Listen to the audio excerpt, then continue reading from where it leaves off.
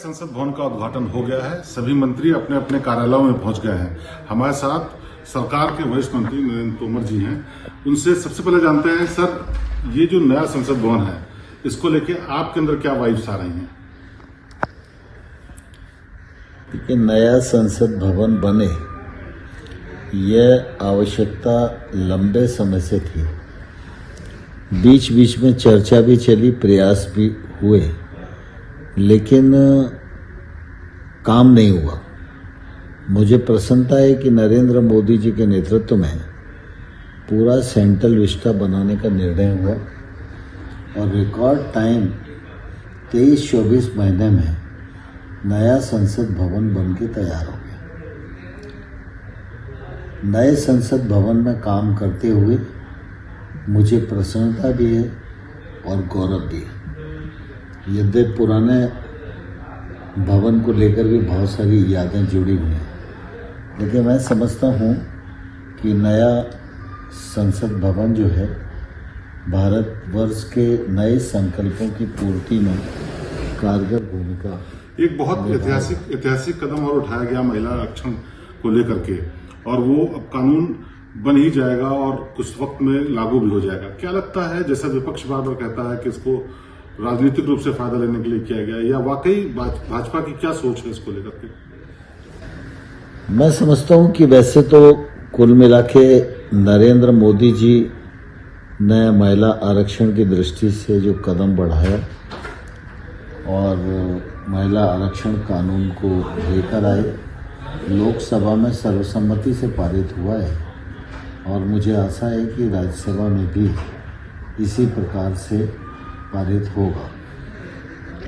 महिला आरक्षण बिल आए, ये एक लंबे कालखंड से चर्चा थी, लेकिन मुझे इस बात का गौरव है कि जब हम प्रतिपक्ष में थे तब बड़ौदा में राष्ट्रीय कार्य समिति की बैठक भाजपा की हुई और उस समय सुषमा स्वराज जी ने राष्ट्रीय कार्य समिति में प्रस्ताव रखा कि महिलाओं को 33% आरक्षण देना चाहिए, और इस मामले में सबसे पहले भारतीय जनता पार्टी ने प्रस्ताव पारित करके अपनी सैद्धांतिक प्रतिबद्धता को जाहिर किया। चूँकि हम प्रतिपक्ष में थे, इस वजह से हम बिल तो नहीं ला सकते थे, लेकिन सामान्य तौर पर हम लोगों ने तभी ये सोचा कि अपने संगठन में कम से कम हम इसको स्वीकार करें। लेकिन लगातार ये बात जनता पार्टी एकमात्र ऐसा राजनीतिक दल है जिसमें नीचे से लेकर ऊपर तक 33% पद महिलाओं के लिए आरक्षित हैं। लेकिन लगातार ये बात उठ रही है कि इसको इफेक्ट में आने में कई साल लग जाएंगे, ये राजनीतिक फायदे के लिए किया गया। लेकिन सरकार के तौर पर, पार्टी के तौर पर आप क्या सजेस्ट करेंगे, या क्या प्लान है कि जल्दी से इसको इम्प्लीमेंट किया सके? क्या इसके प्रोसेस को और तेज करने की कोशिश होगी? भारतीय जनता पार्टी ऐसे संवेदनशील विषयों को वोट से जोड़कर नहीं देखती। देश की 50% आबादी को सशक्त और अधिकार संपन्न बनाना है। कदम से कदम, कंधे से कंधा मिलाकर महिलाएं चलें और देश के नवनिर्माण में, विकसित भारत के निर्माण में वो अपनी भूमिका का निर्वहन करें।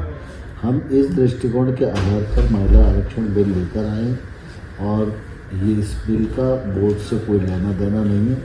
ये बिल पारित होने के बाद अस्तित्व में आएगा और इसका 33% आरक्षण का लाभ हमारे देश में को मिलेगा। एक आखिरी सवाल और, इस वक्त बहुत कॉन्फ्लिक्ट चल रहा है कनाडा के साथ, वहाँ के प्रधानमंत्री के बयान के बाद, वहाँ हत्या के बाद। क्या लगता है ये जो डिस्टर्बेंस है, ये जानबूझ के पैदा किया जा रहा है? कई एजेंसीज का कहना है इंटरनल सूत्रों के मुताबिक कि ये शायद पाकिस्तान को एक जमीन मुहैया कराई गई थी जहाँ से वो अपने ऑपरेशन को दे रहे थे। सरकार भी बहुत सीरियस हो गई इस बात को लेकर। क्या लगता है दोनों देशों के संबंध पे तो असर आएगा ही? इस चीज को कैसे रोकने का काम होगा? मैं समझता हूँ कि जो कनाडा की घटना है वो भर्त्सना के योग्य है और इस पर जो भारत की प्रतिक्रिया है, वो संबंधित जो व्यक्ति हैं वो अपनी प्रतिक्रिया व्यक्त कर रहे हैं और भारत सरकार सारी स्थिति पर संज्ञान ली है। तो ये नरेंद्र तोमर जी जिनके साथ अभी हम बात कर रहे थे, और उन्होंने बताया कि महिला आरक्षण को लेकर सरकार की सोच क्या है, वो राजनीतिक नहीं है, वो समाज के भले के लिए, उनको आगे लाने के लिए है। अभी कितनी जल्दी इंप्लीमेंट होता है, उसका क्या असर होता है, ये वक्त बताएगा। लेकिन फिलहाल नए संसद भवन में जाने से पहले सरकार ने जो एक मास्टर स्ट्रोक मारा है, इसका कुछ फायदा चुनाव में जरूर मिलेगा। शिवेंद्र श्रीवास्तव, श्रेष्ठ भारत, दिल्ली। श्रेष्ठ भारत पर खबरों से जुड़े रहने के लिए चैनल को सब्सक्राइब करें, बेल आइकन दबाएं और देखते रहें श्रेष्ठ भारत।